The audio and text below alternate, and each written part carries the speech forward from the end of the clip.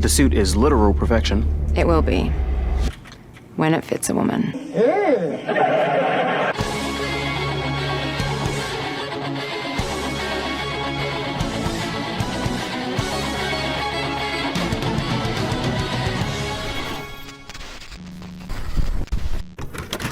What would we do without the CW? Apart from watch it exactly as much as we do now. After Marvel made possibly the greatest superhero adaptation ever with Netflix's Daredevil, then cancel it for costing too many Disney dollars, the CW's spandex swill seems slightly less tasty than the alternative. Enter Batwoman, sapphic superhero extraordinaire, and the only character more one-note than the average drone metal album. Adapting the unreadable adventures of the cunt crusader was a tall order indeed. Not merely because it represented a prominent step for air quotes queer superheroes in more broad entertainment, I regret nothing, but also because, let's be blunt, the bitch sucks as a character. I've said it before, I'll say it again. The worst DC dog shit is made for editorial rather than inspirational reasons. Infinite Crisis, for example, was a fucking shit show. Convoluted cape shit splayed across every page, art that looked like a bag of Skittles exploded on every panel, impossible to follow for all but the most ardent DC supporters, and for that reason, outsold by both House of M and Civil War, which people were actually inspired to make, both of which competed for it in the fucking marketplace. And Batwoman is editorial interference squared. Everyone loves to shriek about the social justice Jimmy hats at Marvel, and make no mistake, they're fucking insufferable, but Batwoman paved the way for what's happening at Marvel today. Don't believe me? Type lipstick lesbian, Batwoman, 2006, and Dan DiDio into your average search engine, and cling fast to your fucking cringe. Quote, "It was from conversations we had for expanding the DC universe, for looking at levels of diversity. We wanted to have a cast that is much more reflective of today's society and even today's fan base," unquote. And, quote, "The heroine killed off in 79 is now meant to fight both bad guys and political incorrectness by showing diversity among characters." That was Dan DiDio in 2006, folks, even admitting in other interviews he was hoping for controversy, in essence effectively chasing a fucking headline. In summation, DC didn't craft a character, they made a muff diver first and gave her a fucking costume. And 13 years on, for all their talk of subverting the sex-crazed lesbian stereotype and well-rounded representationalism, Batwoman's still rocking precisely one character trait, and she can't even portray that one properly with her fucking clothes on. I'm more concerned with how you are, Kate. I haven't seen you in weeks. I was hoping you'd met some nice girl. But hey, maybe I'm wrong. If this is indeed a deep three-dimensional characterization as frothing fanfucks often claim, surely firing it all at the screen on the CW like this will result in long-lasting, long-term returns in no way affected by the burnout associated with a half-assed author insert for a societal issue with nary a vaginal lick of fucking business in a beaten-up bad guys comic, particularly with Time Warner paying Twitter off for fake-ass fucking hashtags every night it airs, right? Right? Wrong.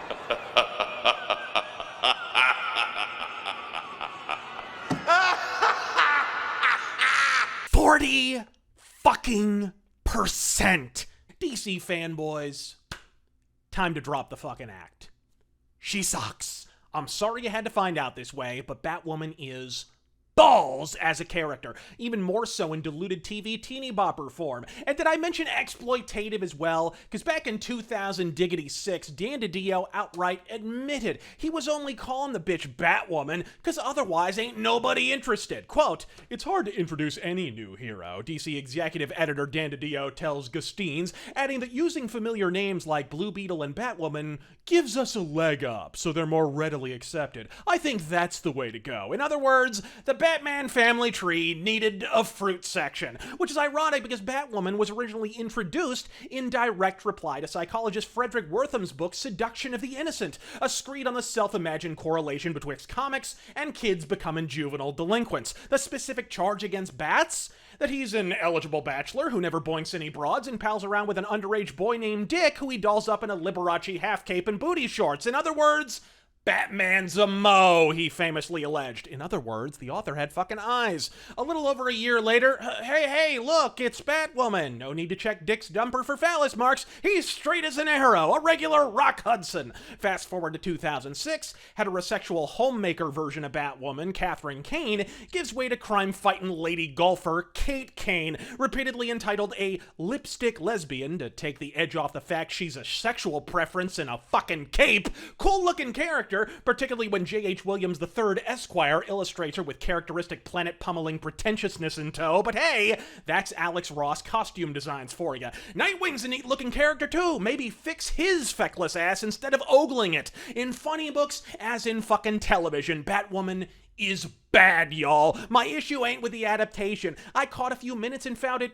serviceable, but sorta superfluous. In other words, CW super shit to the fucking core. And to head off the inevitable troll army articles that will succeed this shit show getting shit canned, Batwoman ain't gonna get canceled because she likes cunt. She's gonna get canceled because a decade and change later, that's somehow still all she fucking is. Strange as it may sound, some people want their heroes to have more than a Home Depot debit card. Maybe next time take a fully formed character and make him into a Tegan and Sarah roadie. I'd say make Batgirl bisexual, but that could go both ways. I'm Razor Fist. God fucking speed. Lesbo nymphomaniac, she got a girlfriend that's 17.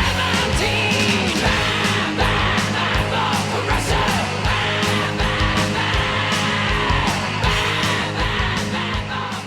Looks like you're having a bad hair day. Oh, tell me about it. My long feminine hair is always getting in the way. I can't get any work done. You know, that never happens to me. I got my haircut at this great place. Could probably help you. It's called Just for Lesbians. Think about it. It features 8 exciting hairstyles. There's the lady golfer, the UPS driver, the dog groomer, the Merv Griffin, the former First Lady, Rosie in, Rosie out, and the Anne Heche.